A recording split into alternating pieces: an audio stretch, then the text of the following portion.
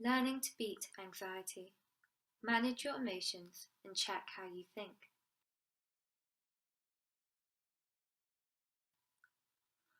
One of the recommended treatments for anxiety is Cognitive Behaviour Therapy, also known as CBT. CBT targets the three key parts of the anxiety response. How we think. It helps us to question the way we think about events and situations and how we see threat and danger. How we feel. It helps us understand, manage and tolerate our anxiety symptoms. What we do. It helps us to change what we do by confronting and facing our fears. It helps to break out of the anxiety trap, to deal with worries in a more balanced and helpful way.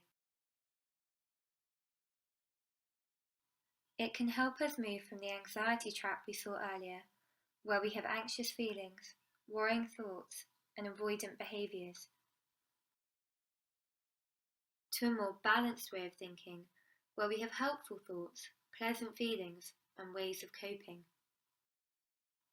For example, CBT can help you move from an anxiety trap that involves anxious feelings such as a racing heart, or worrying thoughts such as, I can't do this, and avoidant behaviours such as not going out, to more balanced thinking where you feel calmer, feel more positive and like you can do it, and try going out with your close friends.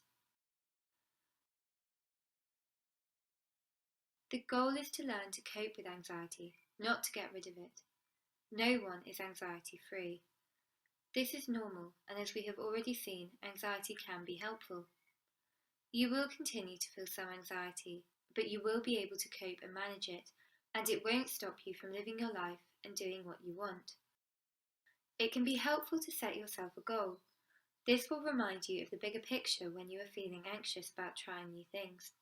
There is a goal-setting worksheet that will help you identify your goal in the accompanying resources.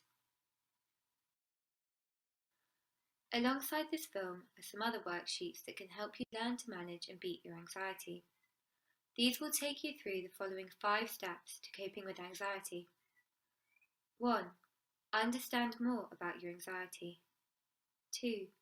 Learn to stay calm. 3. Identify and challenge your unhelpful anxious thoughts. 4. Face your fears. And 5. Learn to solve problems. Before you start, it can be helpful to get yourself some support. You can do this on your own, but sometimes it can be really helpful to have someone to talk this through with. For example, you may feel you can talk to a parent, carer, or trusted adult, and that they will be able to help you without interfering. Or you may have a partner or close friend who understands how hard you're finding things and would be willing to listen. Their job is to listen and help you think, not to solve it for you. Step 1. The first step is to help you understand more about your anxiety. You have to know your enemy. We do this by asking the following questions. How often do you feel anxious? Where and when do you feel anxious? What makes you feel anxious? What thoughts race through your mind when you feel anxious? And what do you do when you are anxious? A helpful way of doing this is to keep a diary. A diary can be found in the accompanying resources to this video.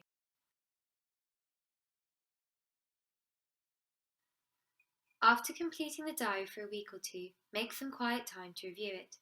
You could do this with your support person. You're looking for any patterns that will help you manage your anxiety better. Are there particular days or times when you feel anxious? Are there any common situations that make you anxious? Are there any common thoughts when you become anxious? And what are the strongest and most common anxiety signals in your body? The second thing we need to do is to help you identify your anxiety signals. Remember, all these bodily sensations are normal. It is your body responding to what it thinks is danger. It's not a sign something is physically wrong with you. If you are able to spot when you're becoming anxious by noticing your body signals, You can do something to help yourself feel better before it becomes overwhelming. Have a look at the worksheet My Body Cues and see if you can identify which signals you experience.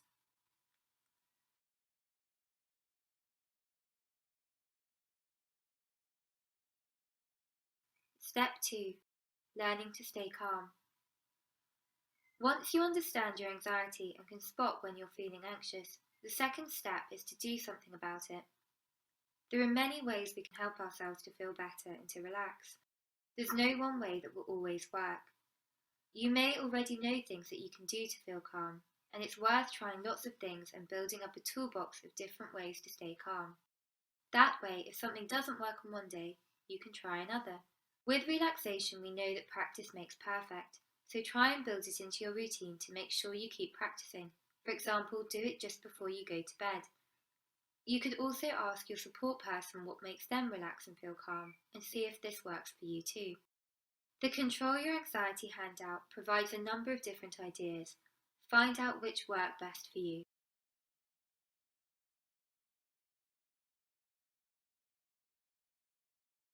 Step 3. Identify and challenge anxious thoughts. The third step is to help you find out more about the way you think and your worries. We all have negative, critical, and worrying thoughts at times. This is normal.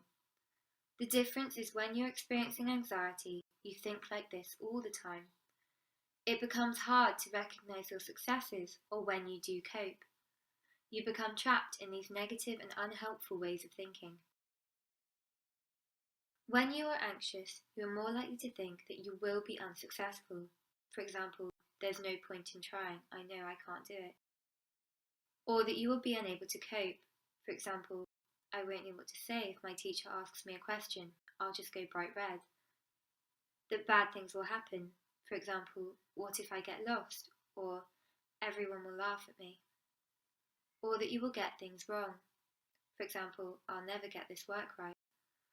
Or that other people are negatively judging you. For example, people think I look stupid. Thoughts like these are unhelpful. They make you feel unpleasant and increase your anxiety. They are demotivating and don't encourage you to give things a try, and they stop you from living your life. To help you get out of this negative trap, you need to develop more balanced ways of thinking. You may have noticed that your thoughts tumble around in your head like they're in a washing machine. You can lose hours listening to them and end up feeling very anxious. This is called ruminating.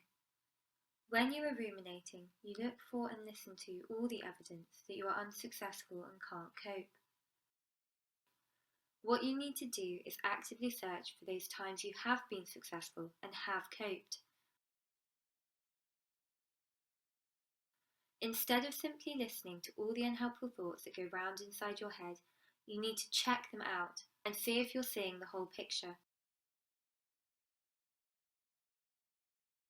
To counter your tendency to focus on the unhelpful thoughts, you can keep a log of all the positive and good things you've done or been part of. Each day, identify 2 or 3 positive things that have happened. These could be examples of coping with a difficult situation or task, facing a situation that made you feel anxious, having a go at something new, or being successful. This doesn't have to be something major, but can be something along the lines of helped someone who was lost by giving them directions. Because you are so used to looking for evidence of being unsuccessful, it may be really difficult at first. This is where you could call in your support person. They can help you think about your whole day and notice when things have gone well. You can ask more than one person too. As your positive log grows, it will help you realise that although things can be hard, you can be successful, you can cope, and you can face your fears. A positivity log is included in the accompanying resources. Check the way you think. Because we hear our negative and unhelpful thoughts so often, we simply believe them and don't stop to check them out. We need to train ourselves to check out what we are thinking and to discover whether there may be a more balanced and helpful way of thinking. This can be done by using the catch it, check it, challenge it, change it technique. There is a worksheet in the accompanying resources to help you. The first step is to catch or notice the unhelpful thought that's making you feel anxious. The next step is to check it. Are your fears justified, or are you exaggerating things? Are you blowing things up to be more than they really are? What evidence is there that your thought is right?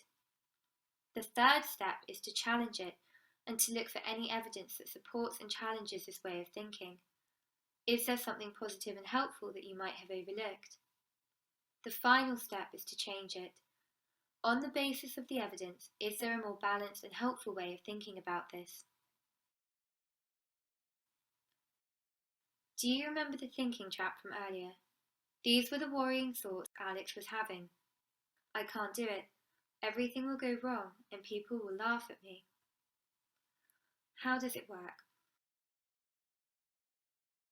Let's catch, check, challenge and change Alex's unhelpful thoughts. The first step is to catch it, as we just have. Then you check the thought. Okay, the last time I went out with friends was fine in the end. We did miss the bus, but it wasn't all my fault as Charlie was late getting to the meeting place, and we still got to the cinema on time. You can also check the other thought Alex had. People will laugh at me. Not everyone laughed at my idea of catching a different bus. Then challenge it. The others said I was quick thinking as I suggested catching a different bus, and most people thought my idea was a good one and it worked. Finally, you change it. I can do this. Not everything will go wrong, and I can think quickly if I need to. Most people are kind and my friends. By doing this, you can learn to accept that you will feel anxious, but it helps to put things in perspective. Things didn't go to plan for Alex, but it only happened once. It wasn't Alex's fault, but Alex managed to think of a solution and the friends worked together. Alex does have useful ideas and friends value them, even if some laugh to begin with. This way of thinking is more balanced and helpful and reduces Alex's anxiety. Another way we can check our thinking is to ask ourselves what someone we respect or value would say if they heard our negative thoughts. Many of our thoughts stay in our heads and we don't say them out loud or question them. Use the What Would My Best Friend or Support Person Say worksheet in the resources pack. Write down the anxious thoughts. Now ask yourself to imagine what your best friend or support person would say if they heard you thinking this way. You can also ask yourself what you would say to your best friend or support person if they were thinking like this. Other useful questions to help you check and challenge your thoughts include: is this thought helpful? Has this happened before? How many times? How likely is this to happen? What else could happen? Am I only focusing on the negatives? And what would I say to someone else if they were thinking this?